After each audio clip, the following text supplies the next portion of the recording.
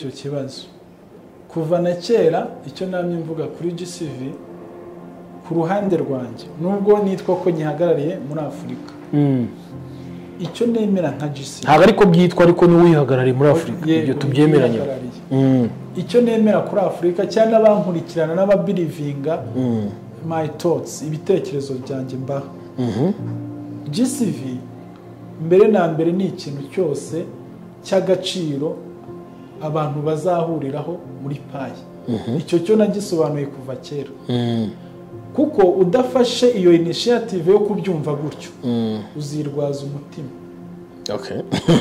ikindi cya gatatu GCV n'ibira byose wavuze GCV ririyo GCV ni inzozi GCV zaba GCV ntizaba uko wabifata kose urumva ubundi uko wabifata kose bizakubera ahubwo uko wabifashe yego nukuvuga ngo rero mu magambo make GCV ntabwo ari scam icyo cyo nicyo nagira ngo usorezeho GCV ntabwo ari scam impamvu atari scam ni progress uyu munsi ikintu cyose iyo cyubakwa gihabwa projection nkuko tugenda tubibona binishiyatinze gushyira payi hanze payi isohoka iri ku $1 ikora trend up iragenda iba mu madolari hafi 3 irongera igaruka hasi uyu munsi iri muri 0.7 gutyo payi raporo y'izindi coin nkazo zivuka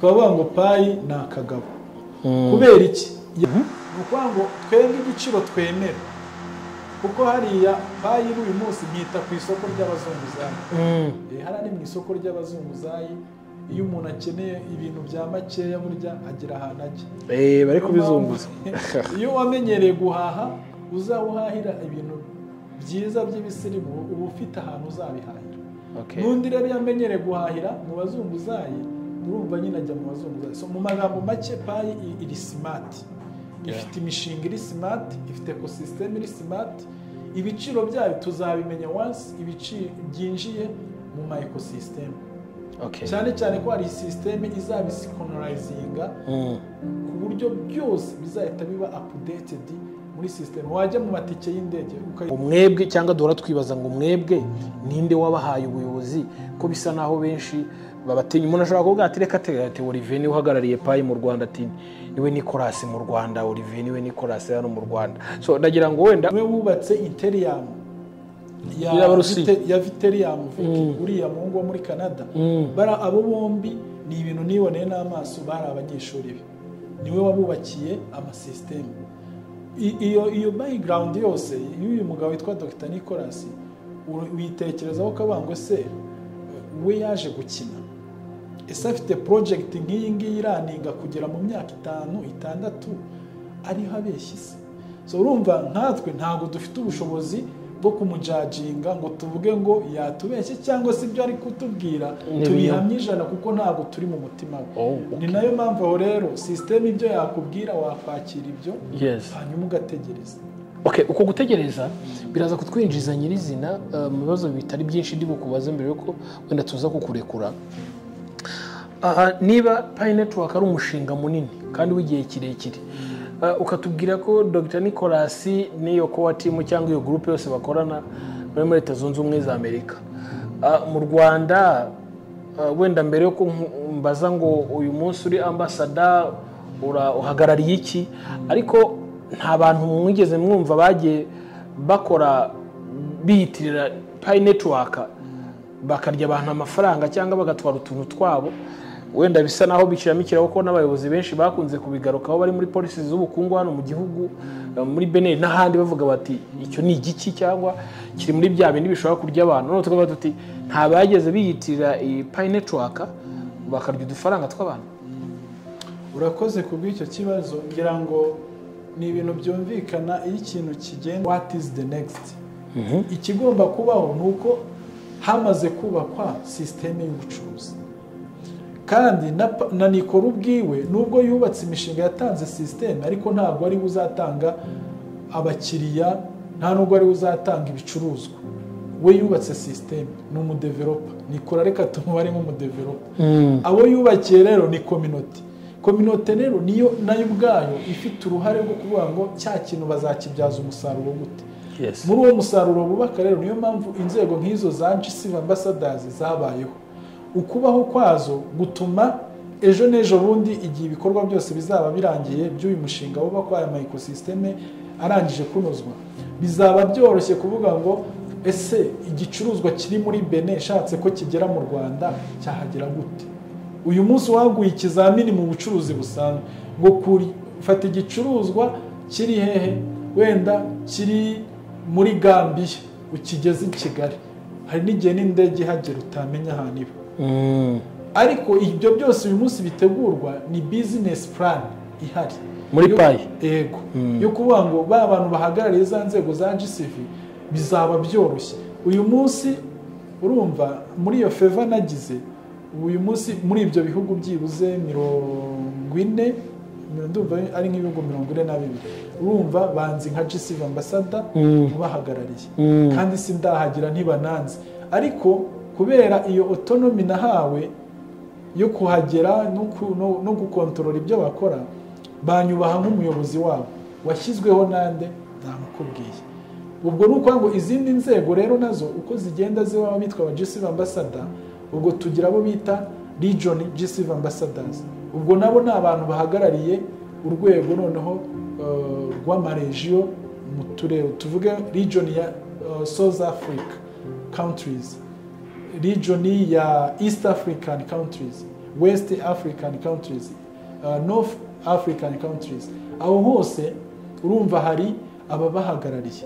Urumva nka North African countries yo ni ibihugu byiganzamo Abarabu, byo twarabinegotiatinze icyo gice kigaragara mu majyaruguru cyo tugiha ushinzwe ibihugu by'Abarabu. So urumva rero ni ibintu bifite uko byubatswe, ni ibintu ariko ukiraha abantu benshi hari ubwo bajya bavuga bati Olivier wenda arabeshya nawe ari kumwe na muri team imwe kubera impamvu imwe ngiye kukubwira. Bavuga ngo Dorin uriya munyakanada uri Canada, bakavuga ko ngo hari igihe kenshi yagiye akunda gutangaza ibintu ntibibe, sibyo?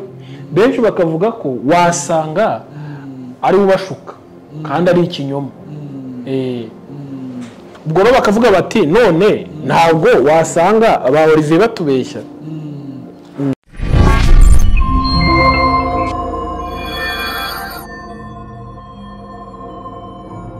Bakunzi bacu abadukurikiye aho muherereye, atwifuje ibihe byiza nk'ibisanzwe. Nge ndikuzo Emi, ntago ni nyine ndi kumwe n'umuntu w'umusaza ariko arivuga, umuntu wo kubaha baramubaha bro. Ni urakoze cyane. Jewe nitwa Ndatimana Olivier, ndi umunyarwanda ufite iseni. Ari byo no kubona ufite seni bro. Ubundi sibyo nibyabaye. Igaragara ko ufite seni kabisa. Ya turi kumwe na Olivier rero, ngira ngo abatamuzi bari buze kumenya muri iki kiganiro kuko agiye gusobanura byinshi. Ngiye nk'isanzwe rero nkunda kugaruka ku biganiro by'ubukungu, na n'ubu ngubu ndaje kugira ngo turebe aho ubukungu buhagaze, cyane cyane ku bantu bamayininze Pi Network, kubera ko tumaze kubona ko ifite akazoza. Ntabwo rero nza gutindana n'uyu muvandimwe. Mu minsi ishize twari kumwe ngira ngo hari abantu benshi tumaze kwakira hano iwacu kuri iyi channel. Reka nshimire abantu bose bakoze subscribe, mbasabe ko nawe wajya usangiza abandi ibiganiro. Niba utarakora subscribe uyikore, hanyuma tujye tubana muri ibiganiro byacu bitandukanye bigaruka ku bukungu. Ngize umugisha wo kubana na Olivier kandi ari n'umukristo. Yego. Olivier avuga ko undi kwanza wenda tutaranabyinjiramo, bavuga ko abakristo mukwiye kwirinda ibintu by'ubutunzi. Ku kintu babyinjira ari ndimba yawe najyaga numva Olivier. Ndabyibutse. Ahubwo misengira byinshi byo kukubaza bizeye rimwe. Uziko izo ndirimbo hari umuntu umwe wabitse indirimbo yanjye imwe rwose yo mu myaka nka 10 ishize yitwa ngo Yesu yaratwishyuriye. Ese se numvise iki muri za 2008 uriya jewe kariyeri nayo nayikozeho. Uriya abahanzi ba Tom Close, Boys muri Butare muri Grand Auditorium nta utabanze. Bro ndabyibutse aho bitaga ba Master Fire. Twahanyuze nyine twiririmbira gospel n'ubundi. brothers reka nkubwize ukuri wenda okay turi mu bukungu byo tuzabishakira undi munsi wenda nibwo turi buze kwibandaho ariko ku kibazo nayo buze guheraho cyavuga ngo umukristo kenshi rwo bamubwira ngo ibintu bivemo nibutse abantu badukurikira ko mwamutse mushaka kwamamaza mushobora kuduhamagara hanyuma tugira services zitandukanye tugira service z'abatekinisiye kuko buriya dukora ibikoresho bitandukanye byo mu rugo cyangwa mu maofisi amakompiyuta kamera z'umutekano biriya byose turabikora hanyuma abafite amafirigo amateleviziyo microonde utadispensa n'amakwiziniyeri mu rugo ibyo bikoresho bikagira ikibazo ukaba ukeneye umutekinisiye w'umwizerwa uze kuduhamagara cyangwa se ukeneye kugurisha kimwe muri ibi bikoresho ukaziyo cyangwa ari gisha no kukigura telefone ni 0788605044 hanyuma tugufashe turi buze kubaza Olivier ahantu twicaye bigaragara ngo ni muri Tabonga Travel Service gira ngo hano wenda nabo bibuze kutubwira ibyo bakora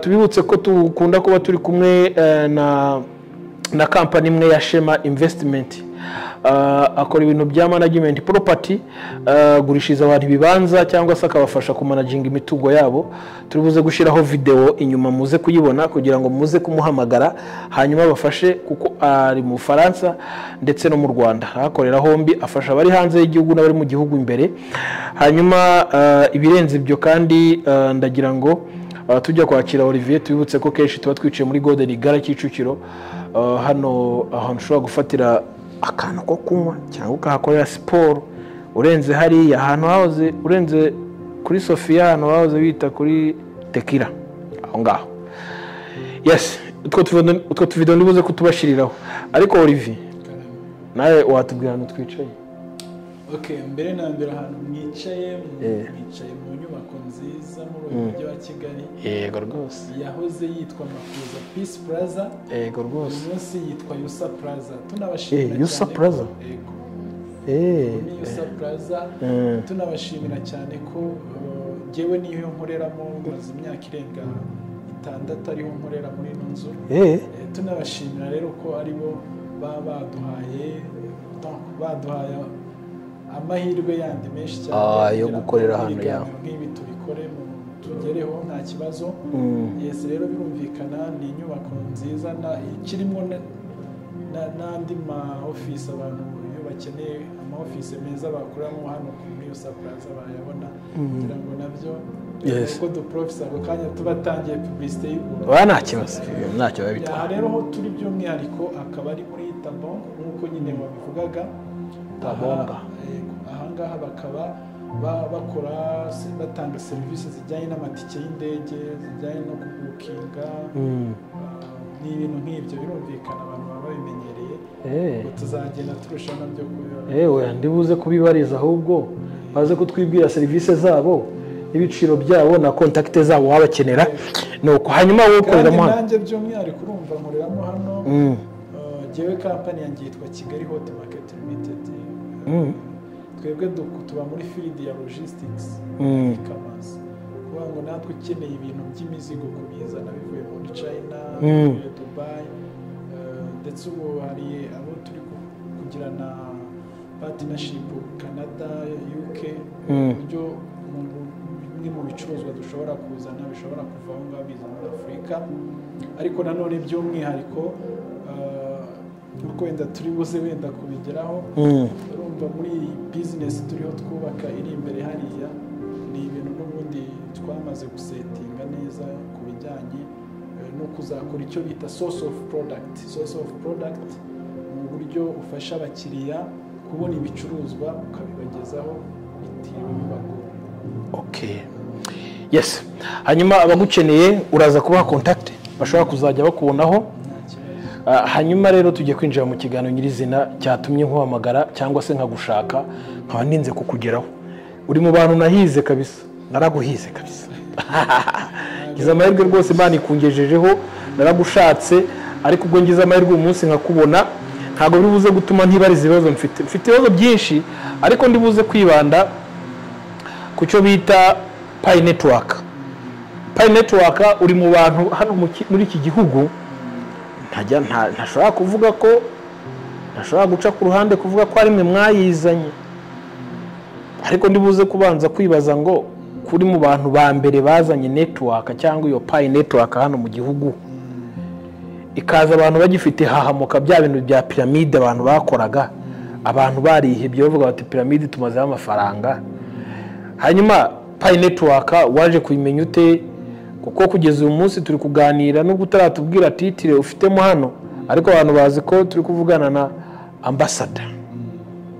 Ambassador rero nabyo ntabwo nzi icyo bivuze, byose bivuze kubidusobanurira, ariko reka tubaye tumenye iyi Pi network mwayizanye muyivanye yarije gute? Nubwo benshi wenda bamaze ko bayifiteho ubumenyi, ariko nuko yahuraga na runaka akamuha link nawe akinjira. Ubwo ndibuka ni wowe umuntu wa mbere wagira ngo link ninjiriyeho ni iyawe.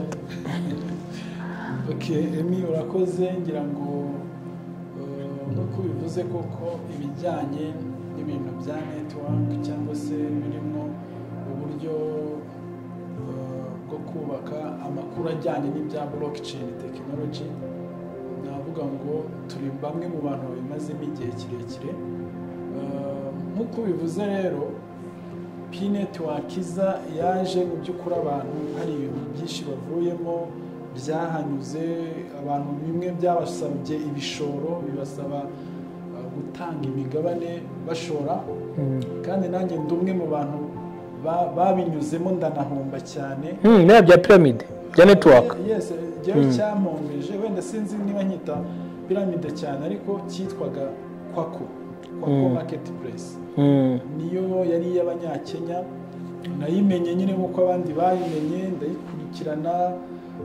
Ni naho urumva of course abantu benshi bari bataramenya ibintu bijyanye n'uko wenda business online zibaho zishingiye kuri cryptocurrency. Nubwo ari ikintu nyine twagiye tubona mu minsi ishize kitoroshye kukivuga, n'ibyo bibazo byose bikibamo, ariko wenda uyu munsi ho turi kubona abantu bagerageza kugenda babyumva. Ariko icyo giheho birumvikana nk'abantu bari baramenye ibyo bita za Bitcoin, za Ethereum, za Solana, Solana n'ibindi XRP.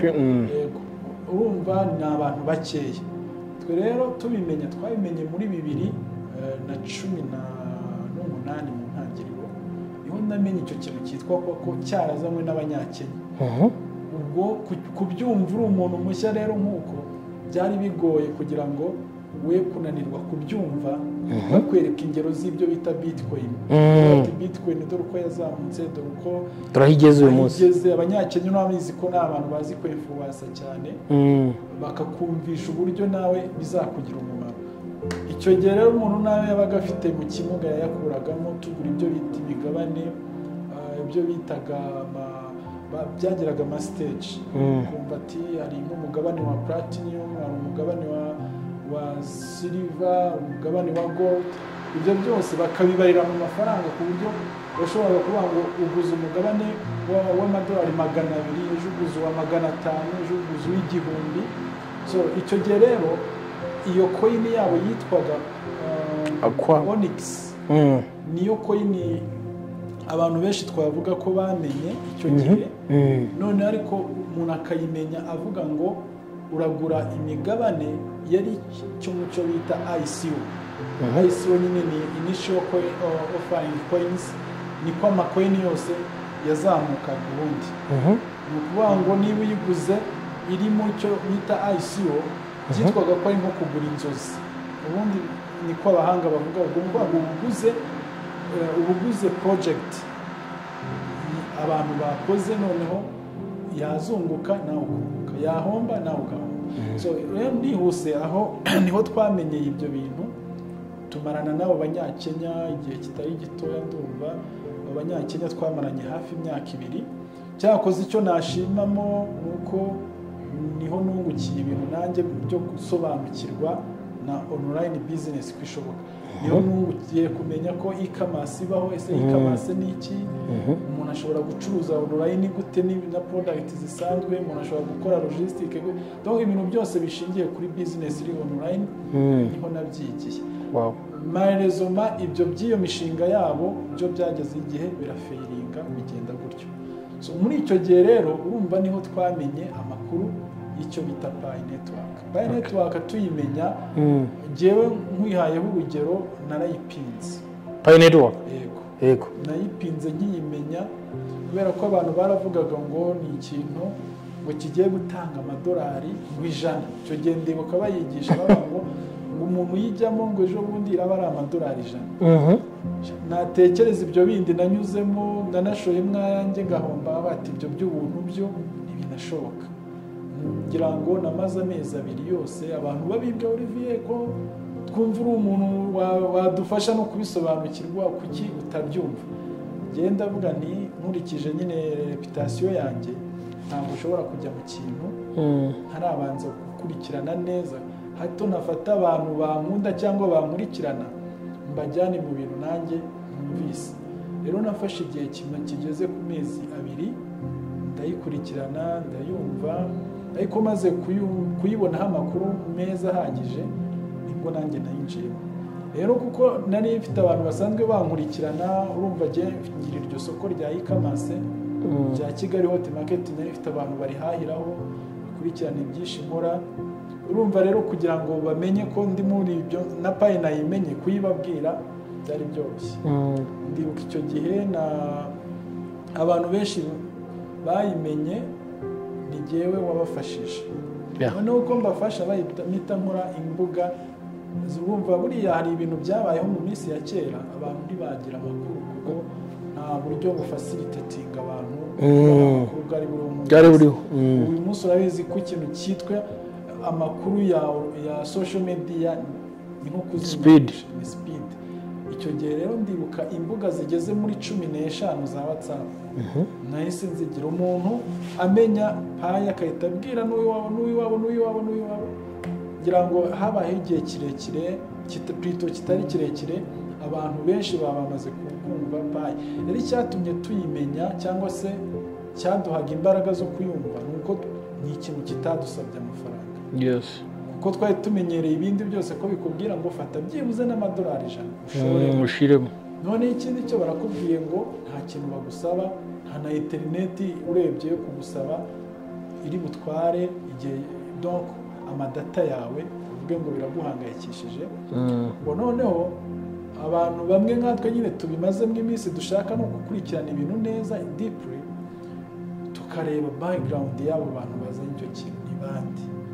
Ubundi aba bantu bazanye Pi Network bo bafite profile imeze iti, wasoma ibitabo biri kubavugaho, wasoma systeme yabo uko yubatse, wajya muri white paper yabo ukayanaliza, ukareba n'ibindi bintu wagiye usoma, ukareba amahisi abaho iyo amakoyini avuka, ukabona at least bo ni abantu bafite transparency ibyo bariho bakora.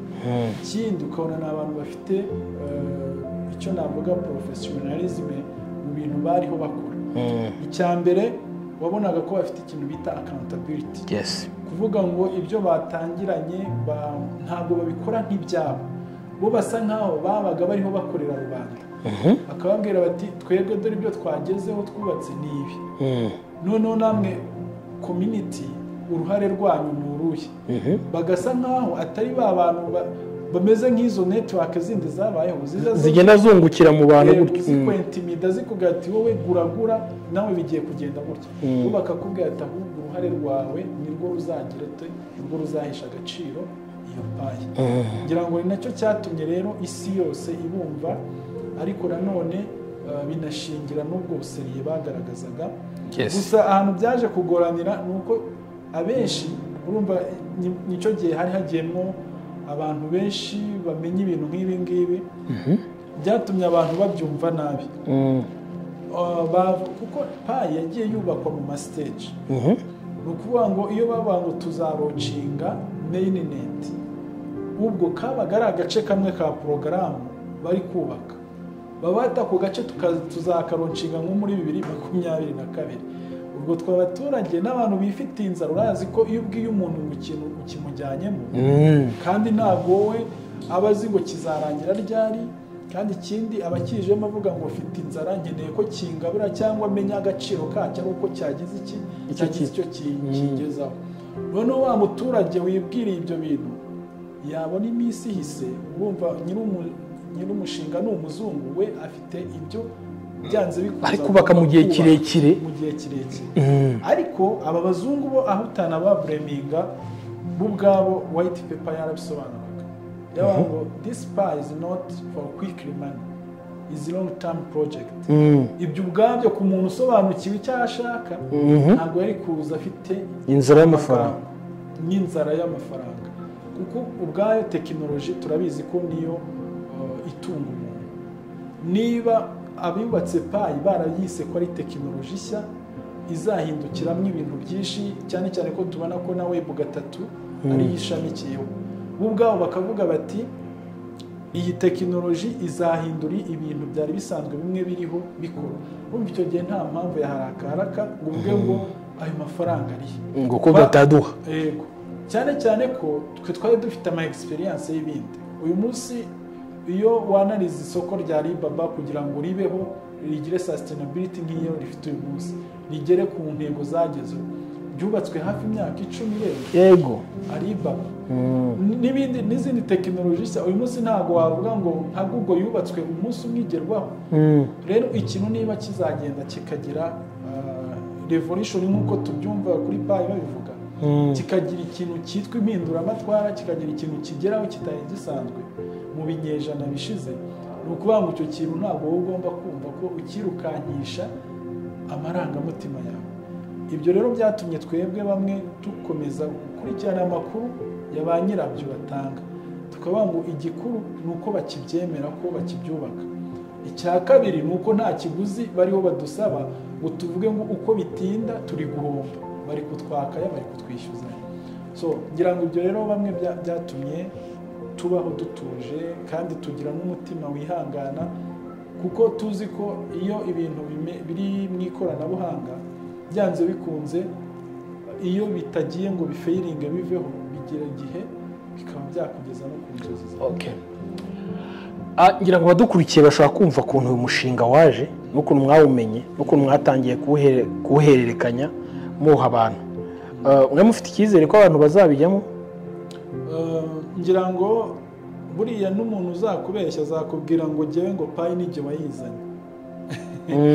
Buriya ntabwo gishobora guhagarara ngo payi nijye wayizanye, kubera ko payi abantu bayimenya, urumva bayimenye ku rwego mpuzamahanga. Noneho umuntu yayimenya ahubwo igitangaje, kuko abantu bari bazi ko ibi bintu bisobanukiwe cyane.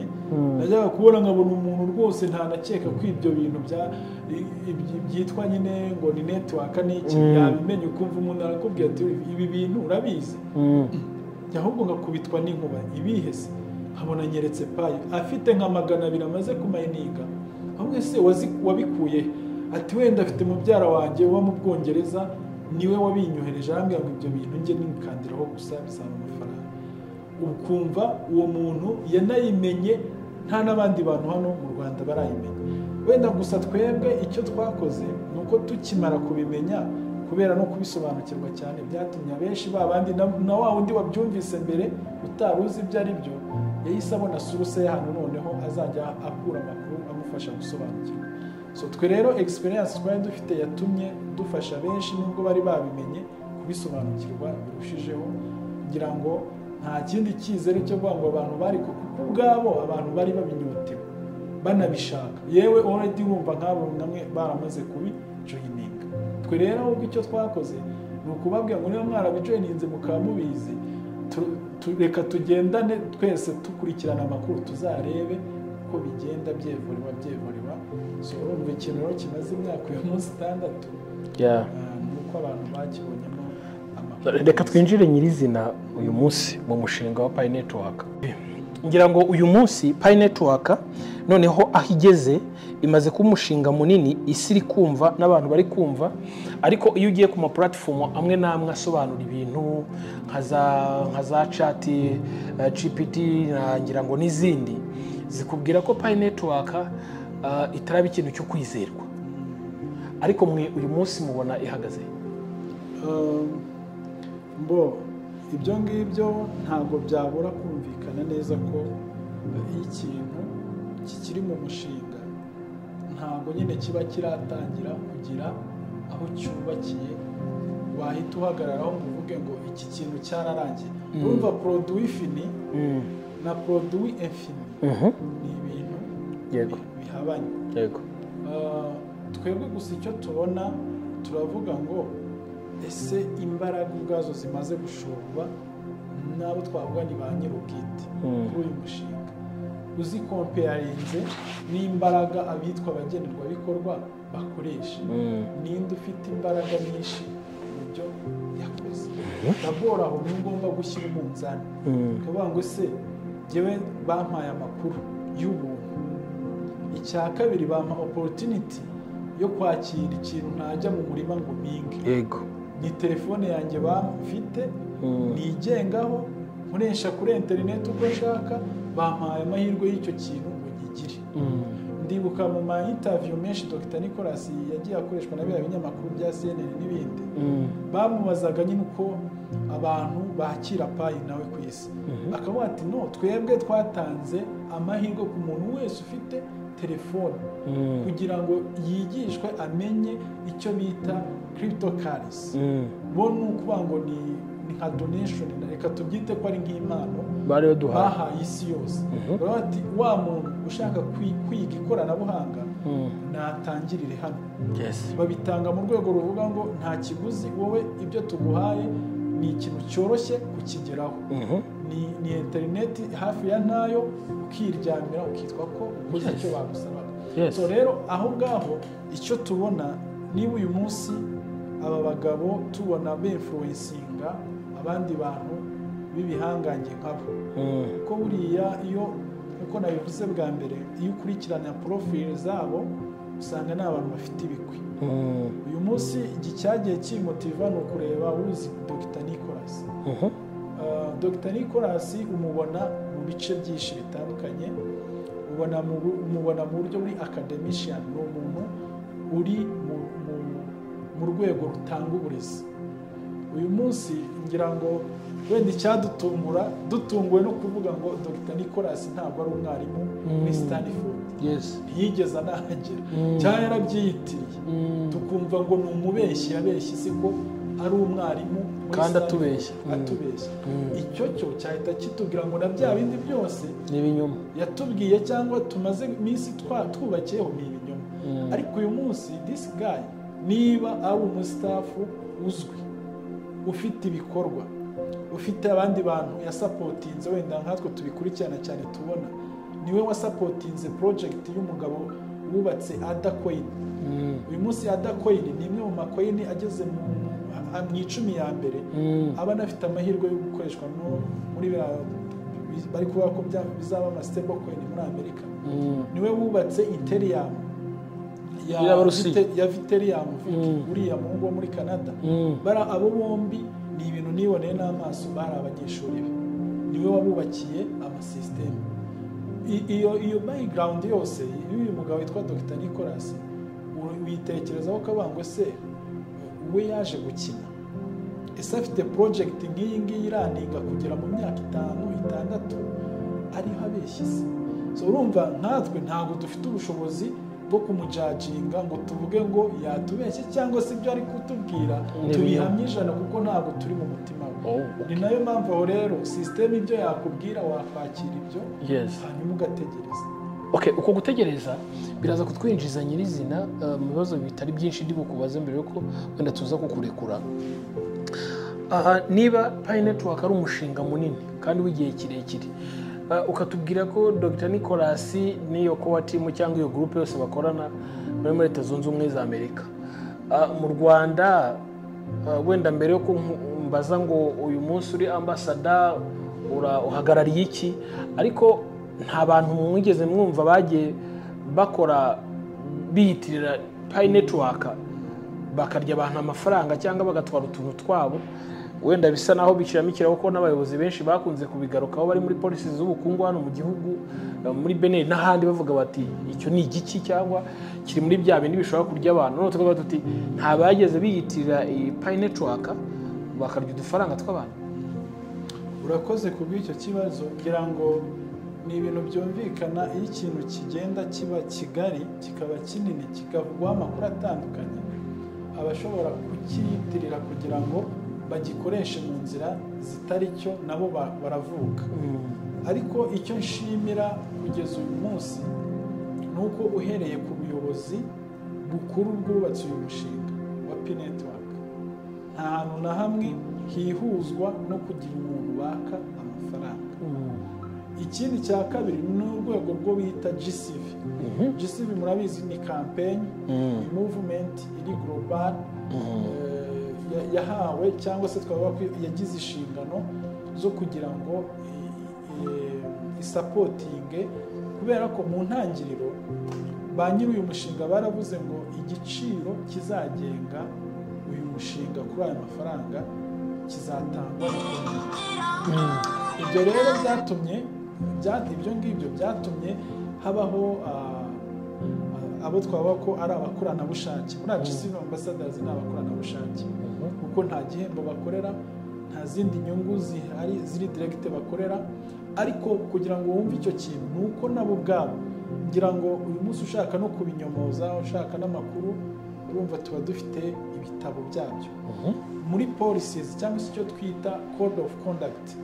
Code of conduct yashyizweho n'urwo rwego rwa GCV ambassadors ku rwego rw'isi uyobowe n'umugore witwa Doricine w'umushinwa ariko utuye Toronto muri Canada. Ku rwego rw'isi haba muri Afurika, muri Aziya, Amerika, Europe, tugendera kuri iyo code of conduct cyangwa ethics. Ikirimo rero nacyo kigaruka kuri icyo kintu cyo kuvuga ngo ntago payi igurishwa, ntago payi itangirwa amafaranga uyikorera ibishoro. Ikindi cya kabiri wenda jewe mbivuze ku rwego rw'inaha kuri karica yacu y'inaha nk'abanyafurika, twakunze no kubwira abantu ko muri abazungu bo turatandukanye rimwe na rimwe. Ni nayo mpamvu uyu munsi ugiye no kwanariza stage abazungu bariho kuri payi uzasanga bo bafite imbaraga ziri hejuru cyane baradusize. Hamwe bashobora kujya mu cyo bita data analysis yo kureba ngo GCV data zabo zihagaze gute, aho ushobora gusanga nk'igihugu cya Philippines. Uyu munsi niho nahoze ndeba tweet ya Dr. Fanny ariho akompeyaringa icyo bita GCV data, agaragaza Ubushinwa urwego ruriho mu gusetinga ibijyanye n'amasoko, agaragaza Philippines, agaragaza Japan, agaragaza na Korea y'Amajyepfo. Ndumva ibyo bihugu nabonye yagarutseho cyane.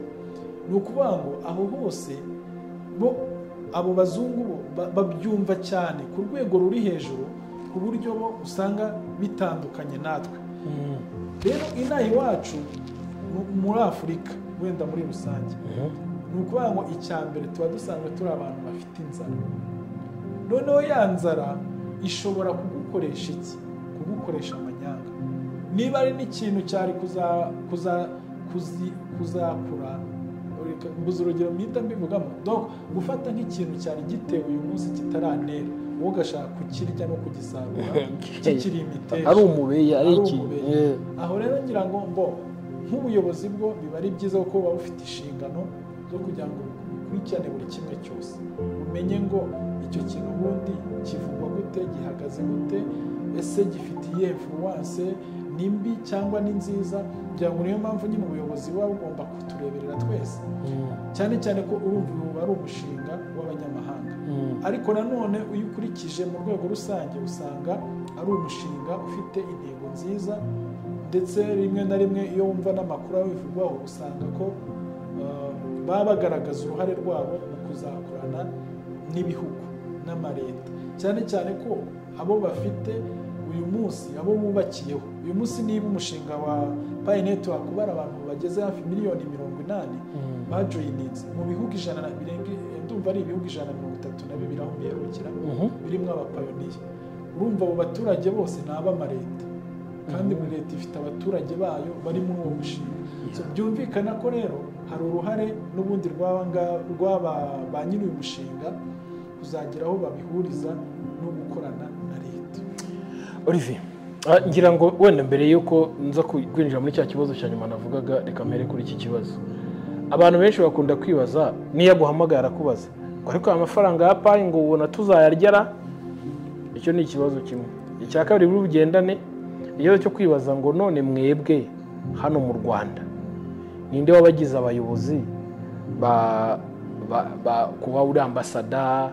Hari umuvandimwe twari kumwe ejo nawe twaganiye na ambasada, urabizi ejo bundi hari ikiganiro nakoranye na Showamu nacyo, ngira ngo nabyo nawe yabigarutseho.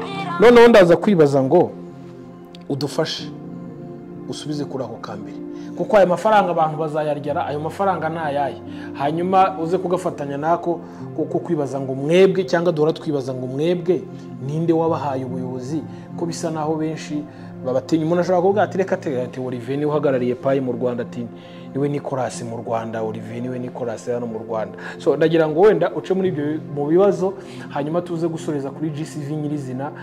Isa naho uyu munsi twaba twibaza ngo umushinga wa Pi Network urerekerahe. Yes, urakoze ni kuri icyo kibazo nanone mbajije. Ngira ngo uyu munsi kuvuga ngo amafaranga ya Pi tuzayarya, icyo koko ni ikibazo abantu bibaza benshi, ariko ubwacyo kirisubiza.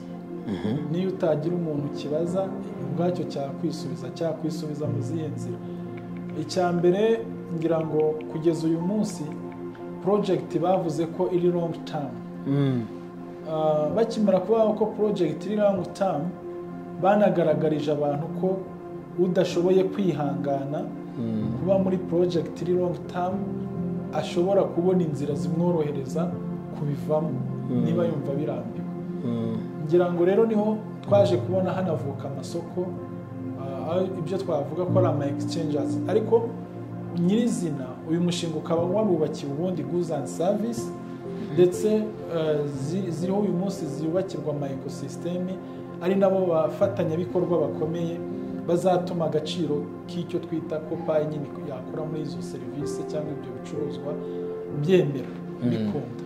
So rero uyu munsi wa none twavuga ngo abangaba bahawe ubwo burenganzira bwo kuvuga ngo kuri icyo kibazo bango Pi nta mafaranga, uyu munsi hari abayakuyemo. Hari abakuyemo miliyoni 2, abakuyemo 3. Urumva ibyo ngibyo uwayakuyemo akenshi nyine agenda avuga ngo yungutse, ariko ntabwo yungutse. Kubera ko niba project uyu munsi bayibarira ko izagira agaciro karuta k'uyu munsi, kuri uriya ibyo yatakaje ntekereza ko nta kindi gihe azabibona.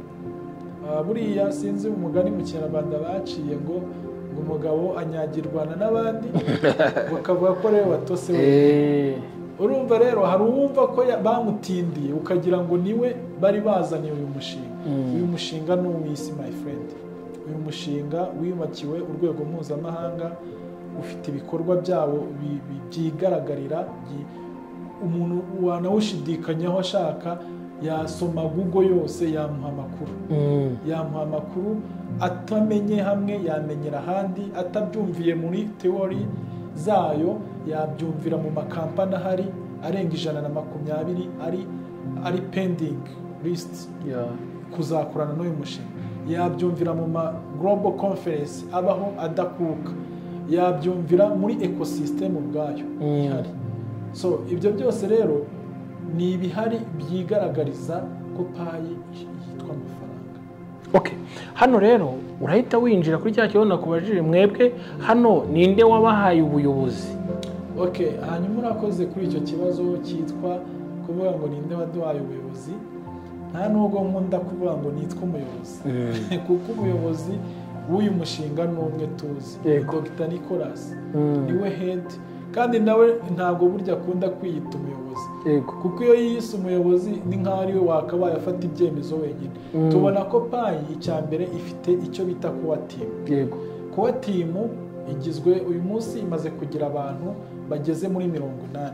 Batangiye ari abantu bakeya bari mu bihugu bitandukanye, ariko bageze mu bantu 80, kandi bari mu bihugu bari mu masite 3. Ukuvuga ngo site ya mbere hari core team iba muri Amerika, hari core team iba muri Canada, hari na core team iba mu Bwongereza. Ni ukuvuga ngo izo nizo network zubakiyeho bahanana ama ecosystem bubaka cyangwa se bahuza imbaraga mu byo bagenda bubaka. Abo bose ni abantu baba expert bahari, bafite ubumenyi butandukanye muri technology ya blockchain twagiye tubabona donc ushaka no kureba amasivi yabo cyangwa amaprofile yabo ubona ko ari abantu bafite experience ikomeye so rero Dr Nicolas birumvikana niwe wenda muhuzabikorwa wa technology bubaka kuri icyo kibazo cyacu rero ubwo ugeze ku cyanya cyangwa twebwe muri abayobozi ba ambassador for what cyangwa babihawe nande kugira ngo badukurikiye erega murabizi abanyarwanda twarikanze urakoze cyane icyo cyo kiranoroshye kugisubiza kiroroshye very simple to answer mbere na mbere wenda birumvikana ushobora kuba ukimbajije ubizi cyangwa se utarunabizi ariko ababizi babikurikirana neza no mu minsi ishize cyane iyo wajya no kuri tweet yanjye ku rubuga rwanjye rwa X ushobora gusanga hayo makuru kubera iki hari igihe twigeze tugaragaza background ihera hasi ku cyo bita GCV ambassador cyangwa se icyo bita GCV value ngira ngo iyo tuvuze GCV value ni ka gaciro abantu bakunze gushyira mu matwi kitwa ngo 312 by'amadolari bakavuga ko ari byo byitwa nyine GCV ambassador so aho ngira ngo umuyobozi wa mbere wabayeho wa GCV ambassador akaba nawe founder wayo ni umugabo umwe cyangwa se ni n'umusore w'umushinwa wagiye no kuri Twitter yanjye wabibona kuri X yanjye ni umusore w'umushinwa niwe wabaye moderator amaze kwegeranya ibitekerezo by'abashinwa bagenzi be b'abacuruzi bajya inama urabizi ko intambara yo kugira ngo habeho iyi campaign y'icyo bita GCV byatangiye muri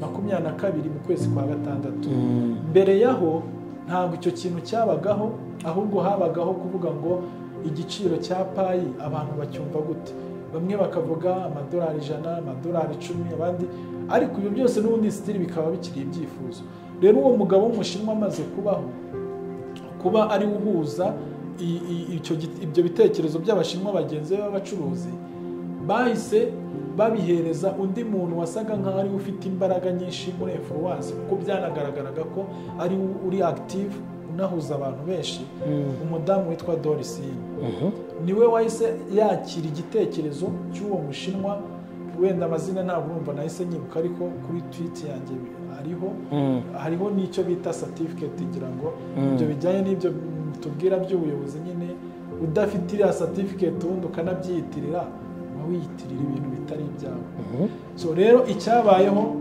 uriya Doris twavuga ngo niwe wiswe kandi nako yitwa niwe witwa GCV movement founder GCV movement founder niwe wahuje bya bikorwa byose by'abitwa GCV ambassadors so yarabanje rero agira yubaka inzego nawe yubaka urwego rwa region ya Afrika region ya Arab ibihugu by'Abarabu byo muri Aziya yubaka ibihugu byo muri Europe ubwo hose yagiye yubaka za nzego rero jewe navuga ngo ubwo nagize iyo fevingwaho cyangwa inzaho antorera kuba GCV ambassador yarakuzi se jewe se ntabwo ari ngombwa ko amenya ibikorwa by'umuntu biravuga okay ni nkuko uyu munsi nanjye uyu munsi niba yarangiza umuyobozi nanjye arabona agize abayobozi kuko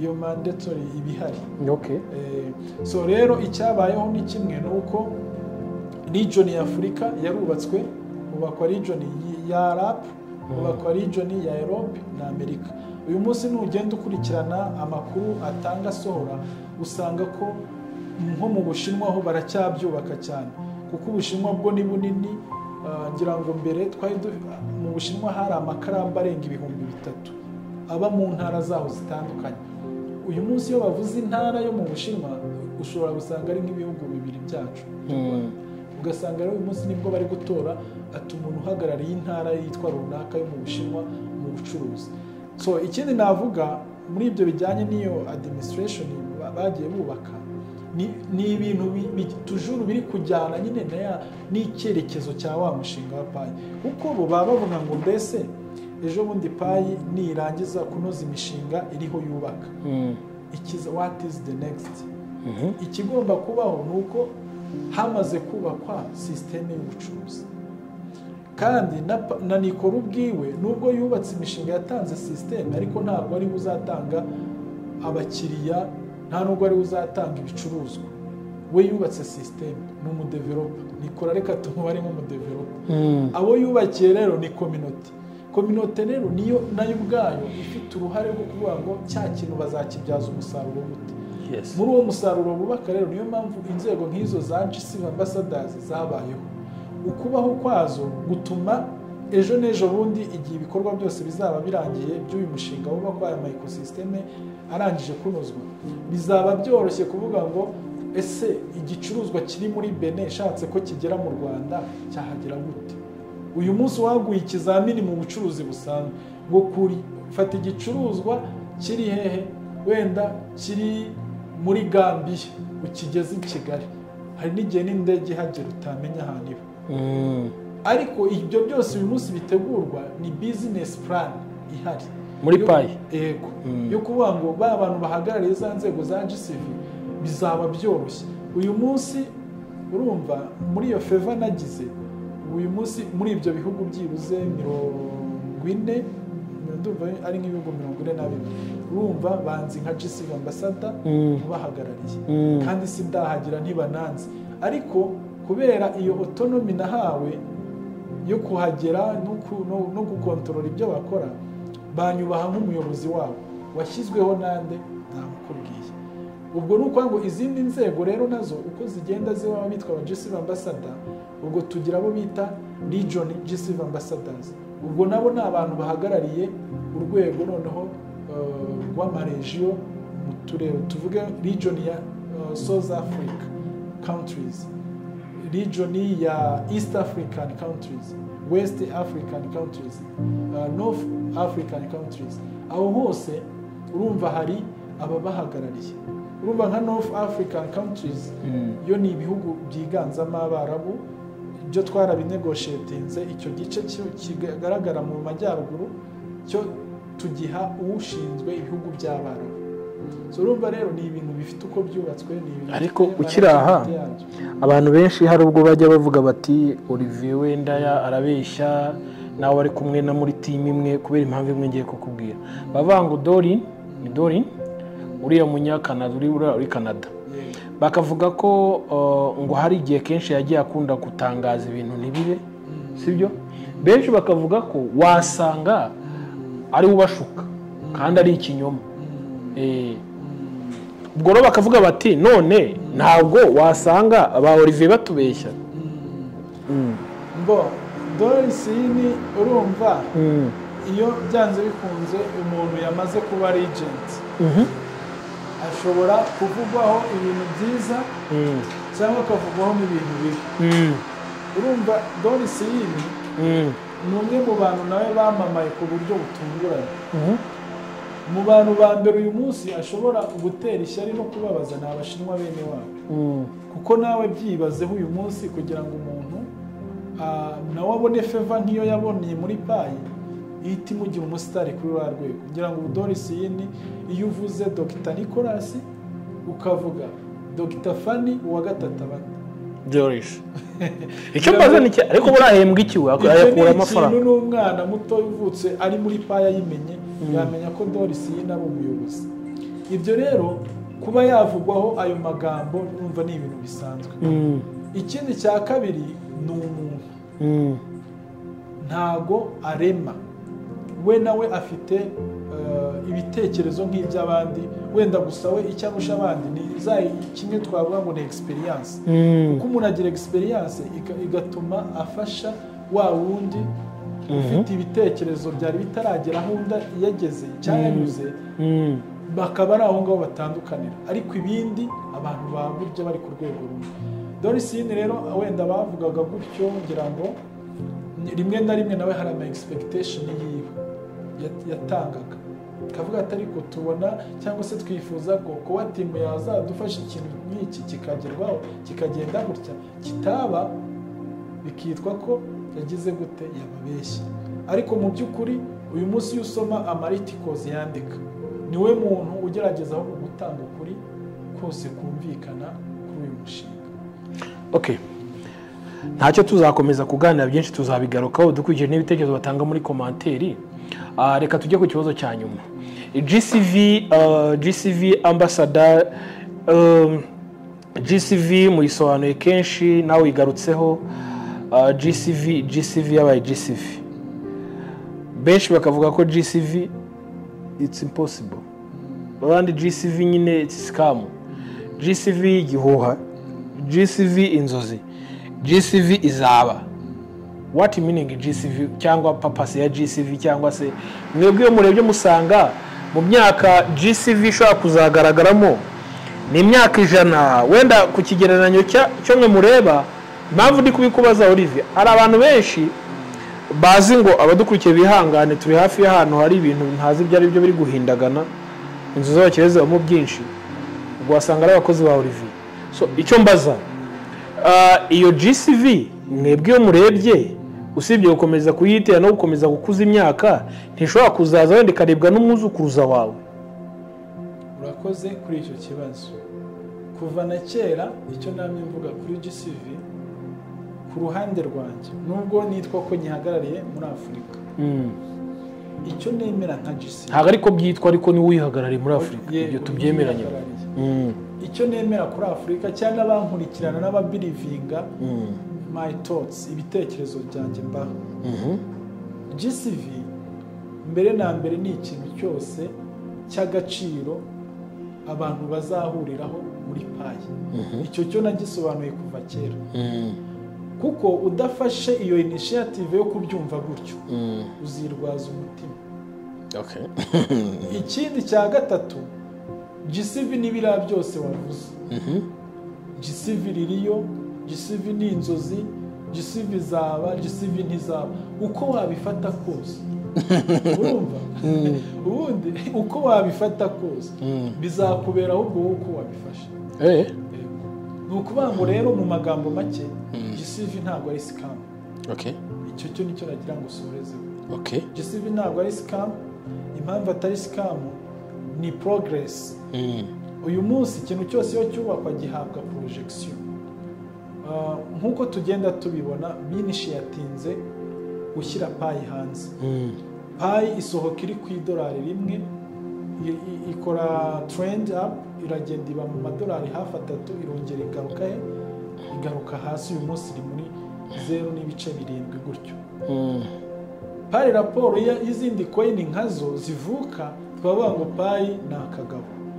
Kubera iki? Yageze kuri urwo rwego nta kintu kisapotinga. Uyu munsi amakoini yose abaho ku rwego mpuzamahanga kugira ngo boosting agere ku ntego, nuko abafite icyo bita usability and utilities. Ibyo rero nibyo kwa Dr. Nicolas bakirwana nabyo. Nukuvuga ngo deke ya mishinga yarangiye, bo n'uburyo ubona bari seriye mu byo bubatse, nta muntu n'umwe ufite ubushobozi ku isi uzagusha igiciro bazashyiraho. Icyo cyo noneho kibitangazo rya nyuma. Bo ibyo bubaka barabizi, n'amazina uyu munsi wakwita payi uzahita ushaka, wahita scam.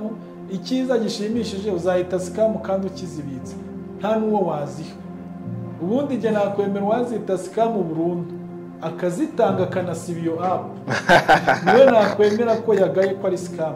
Naho ubundi kuvuga byo urumva umuntu azavuga, ariko nta uzazita, nta n'uwenda kwizikuraho. Kubera iki? Rero ibyiza, umwanzuro mwiza muri ibyo habamo gutuza ugategereza. Muri izo nama nyinshi mwagiye mwatendinga ko n'ubuzira bahangira ngo hari namiteganijwe Canada, nubwo wenda mutaye tubwiye hari kubwira hari ngende kubikeka cyangwa nabyumvishe mu makuru atambuka, mwatekereza ko iyo nama ihari wenda n'izindi nama zigenda zibaho, wenda babiganiraho. Sinzi nabavuze ko muri iyi nama igiye kubera Canada ni Toronto. Dr. Nicolas azaba hari, ashobora no kuzagira byinshi agarukaho.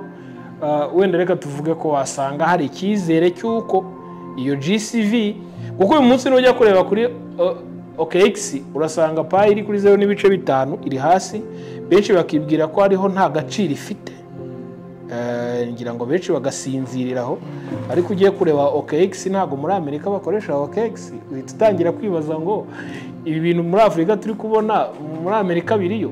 So Olivier, mutwemerere wenda mbere ko tubasezerera, mutwemerere ko n'ubutaha tubakeneye mwakomeza kuduha inkunga ikomeye yo gusangiza abantu ibi biganiro bibafasha kugira ngo basobanukirwe n'ubukungu buri kwinjira muri Web3 cya kandi bigaragara ko Pi Network rwose muri Web3 muri Web3 izabikora neza.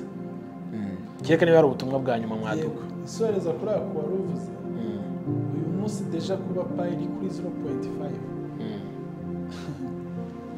kuri jewe nka Olivier navuga ngo Pi nakagabo yego oya dari kuri 0.5 bro, ariko abantu baba bafitiye ibitekerezo. Ubundi rero ikibazo ni ugushaka gusoroma utahinze no gushaka gusoroma mu bintu utazi uko basoroma. Icya mbere Pi jewe ukimbwira ngo uri kuri 0.5 nakwirukankana nk'imyaka irenga 6 nkakujyana kuri XRP nkakujyana kuri Dogecoin nkakujyana ku zindi nzi wenda twagiye tunagura tugaholdinga for long time, uyu munsi ukaryama ugasinzira and forget. Urumva noneho kambwira Pi yiyiziye ejo bundi umwana uvutse w'uruhinja ahubwo ni gute Pi iguma kuri 0.5 ubundi ni gute haguye yakaba iri kuri 0.00 andi mazero nk'atanu. Aho ngaho rero niho ugomba no gusiga kandi kabazo. So mu magambo make icyo nashatse gusubiza iriya 0.5 ntabwo ari price ya Pi kuko Pi nta giciro uyu munsi irubaka kivuye mu byo yateganyirijwe gukoreshwamo. Ni ukuvuga ngo twebwe igiciro twemera kuko hariya Pi iri uyu munsi ntita ku isoko ry'abazunguzayi. Hariya ni mu isoko ry'abazunguzayi, iyo umuntu akeneye ibintu bya makeya burya agira ahantu ajya bari kubizunguza. Iyo wamenyereye guhaha uzawuhahira ibintu byiza by'ibisirimu uba ufite ahantu uzabihahira. N'undi rero yamenyereye guhahira mu bazunguzayi urumva nyine ajya mu bazunguzayi. So mu magambo make Pi iri smart, ifite imishinga iri smart, ifite ecosystem iri smart. Ibiciro byayo tuzabimenya once ibiciro byinjiye mu ma ecosystem. Cyane cyane ko hari system izabisikonalizinga ku buryo byose bizahita biba updated muri system. Wajya mu matike y'indege ukahita usanga Pi igiciro ifite. Wajya muri ecosystem y'amasoko y'amamodoka bavuga ngo Pi ni iki giciro. Wajya mu maserivisi y'ubwubatsi nicyo navuze ngo nta muntu n'uyu rukundo uzagira ubushobozi bwo kugusha Pi. Rero hariya ntabwo ari igiciro cya Pi my friend. Hariya ni mu bazunguzayi. Urakoze cyane, turagushimiye. Kuri ba bantu twatekereje ko bashobora kugukenera bashaka serivisi waduha nimero za telefone. Urakoze. Nimero yanjye ni 0788544719 dutanga ibicuruzwa bitandukanye, yaba ibyombo, yaba ibicuruzwa bijyanye ibicuruzwa byose bijyanye n'ibikoresho byo mu rugo turabigira binyuze muri e-commerce. Dufite na website ya www.kigalihotmarket.com. iyo ngiyo ni website y'isoko ryacu ariko iracyanda construction, ariko nanone ushobora kuyitubonaho cyangwa se ukanadusanga aho dukorera mu nyubako yo kwa Makuza etage ya 3. Dutanga serivisi nziza cyane mu gihugu hose aho waba uri, serivisi zikugeraho no muri East Africa. Turakoze cyane bose batandukanye tukabagezaho ibicuruzwa mwakoze. Turakoze cyane. Shema Investment Company ni company uri bwinjiremo ukabona serivisi zigiye zitandukanye bijyanye n'ibyifuzo byawe, ni ku banyamahanga ni ku banyarwanda cyangwa se n'abanyarwanda bo mu bihugu by'amahanga. Shema Investment Company tugira serivisi zitandukanye, harimo serivisi za banki, serivisi z'irembo ndetse na serivisi z'ubukode, serivisi zo kugurisha ndetse na serivisi zo kugura. Ahangaha ni uri buze kugera ukeneye apartment yo gucumbikamo cyangwa se wowe waba ufite apartment uvuga uti nkeneye abakiriya, uri buze kugana muri Shema Investment Company.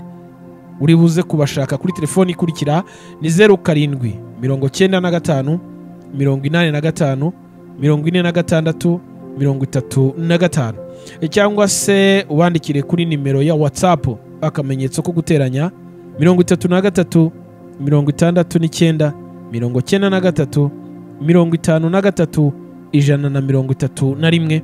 hanyuma muri Shema Investment Company tuguhe serivisi igendanye n'icyifuzo cyawe. Ku bantu bava mu bihugu by'amahanga baje mu Rwanda gucumbika cyangwa se gusura imiryango, tubaha apartment nziza yo gucumbikamo ndetse n'umuryango wawe. Tubaha ibyumba byiza byo kuruhukiramo kandi harimo ibitanda bigendanye naho isi iri kwerekeza ndetse bigufasha kuruhuka neza. Si ibyo gusa dutanga, kubera ko mu gihe wowe waba ufite inzu yawe uri mu mahanga ukeneye umuntu uyikodesha, uri buze guhamagara cyangwa se uri buze kutugana muri Shema Investment Company. Wowe ushobora kuba ukeneye iyo gukodesha cyangwa se iyo kugura ndetse n'ibibanza bitandukanye, uri buze kuduhamagara muri Shema Investment Company hanyuma tugufashe. Kutugana muri Shema Investment ni ugutekereza neza, kuko nibyo biri buze kuguha umutekano wizewe ku bikoresho byawe, ku nzu yawe, aho kuruhukira ndetse n'aho umuryango wawe ushobora guturiza. Aha twicaye rero tukaba twicaye kuri Golden Gala, ni ahantu ha fresh, ni ahantu heza cyane, ni ahantu bafite ibintu byinshi bigiye bitandukanye. Bafite salle nziza y'ubukwe, bafite garden ya fresh, bafite sauna massage, bafite bar resto, bafite piscine, ibikinisho by'abana, ndetse na gym ushobora gukoramo umubiri, ibintu bikagenda bimera fresh sana, umubiri wawe ukamera neza cyane. Bahere hano Kicukiro ku Muyange, aho zitwa Tekira. Uhageze neza ushobora guhamagara nimero 0788 58 99 39.